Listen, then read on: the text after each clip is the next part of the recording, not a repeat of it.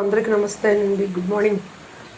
ఇవాళ శుక్రవారం కదా, ముందుగా అన్నం వండేసేసి దాంట్లో పొంగలికి కొంచెం తీసేసుకున్నాను. పొంగల్ కూడా ఉడికిపోతుంది. ఇది చుక్కకూర పప్పు. పప్పు కూడా అయిపోవచ్చింది. శుక్రవారం ఇంకా పెందలాళ్ళు వేస్తే చక్కగా విడిగా వండుకుంటే బాగుంటాయి కదా అన్నీ.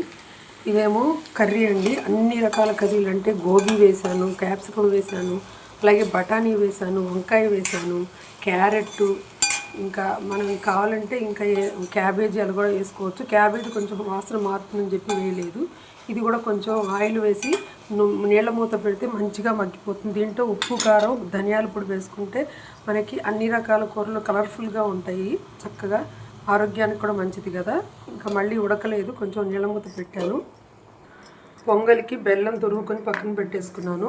ఇది పుదీనా అండి. మధ్య మధ్యలో మనం కనుక పుదీనా తింటే కడుపులో ఏదన్నా పురుగున్నా పోతుంది, మంచిది, గ్యాస్ ప్రాబ్లమ్స్ ఉండవు. అందుకని పుదీనా మంచిగా కడిగి పెట్టుకున్నాను. దానికి కొన్ని ఎండుమిర్చి, అలాగే మినపప్పు, ఆవాలు, మెంతులతో పోపు కూడా రెడీ చేసుకున్నాను. వాళ్ళ అమ్మవారి పూజ కోసం పానకము, వడపప్పు కూడా రెడీ చేసుకున్నాను. వారికి నైవేద్యం కోసం పానకం, వడపప్పు రెడీ చేసుకున్నాను. దీపారాధన కుందిలో నూనె పోసి 5 ఒత్తులతో రెడీ చేసుకున్నాను.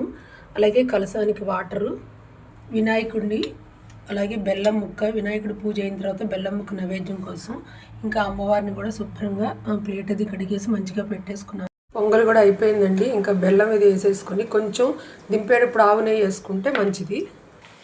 ప్రసాదాలన్నీ ఆవు నెయ్యితో చేసుకుంటే చాలా మంచిది.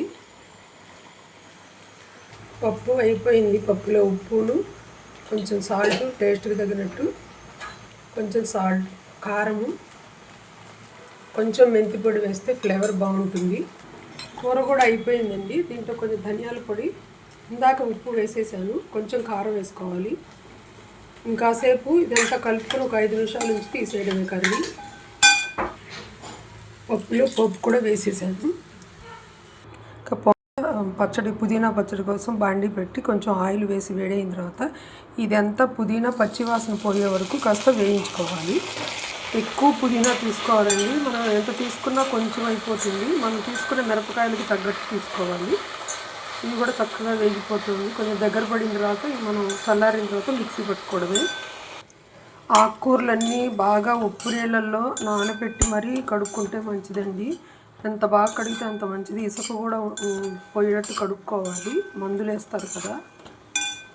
మగ్గిపోయిందండి. పుదీనా పచ్చడి కూడా రెడీ అయిపోయిందండి. 16 ఉపచారాలతో పూజ చేసుకుని కనకదార స్తోత్రం, లలిత సహస్రనామం, కుంకుమతో చేసుకున్నాను. అలాగే ఎర్రపూలతోటి అదాంగ పూజ కూడా చేసుకుని పూజ అంతా పూర్తయిన తర్వాత పంచోపచార పూజ, ధూపము, అలాగే అమ్మవారికి దీపం కూడా చూపించాను. అలాగే అమ్మవారికి నైవేద్యం పెట్టి హారతి కూడా సమర్పించేశాను.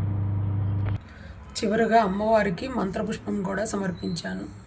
ఇంతేనండి వాళ్ళ వీడియో. థ్యాంక్ యూ అండి.